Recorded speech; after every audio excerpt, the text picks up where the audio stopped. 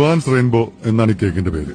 Juan Lobo എന്ന ഫ്രഞ്ചുകാരി യുദ്ധത്തിന് പോയ ഭർത്താവായ ആൽബർട്ടിന് വേണ്ടി ഉണ്ടാക്കിയതാണ് ഈ റെസിപ്പി. സ്ട്രോബെറി കൊണ്ടാണ് ജുവാൻ ആദ്യ ദിവസം കേക്ക് ഉണ്ടാക്കിയത്. യുദ്ധം അവസാനിച്ചില്ല. വരാമെന്ന് പറഞ്ഞ ദിവസം ആൽബർട്ട് വന്നില്ല. പിറ്റേന്ന് ജുവാൻ ഒരു പിസ്താ കേക്ക് ഉണ്ടാക്കി ആൽബർട്ടിനെ കാത്തിരുന്നു.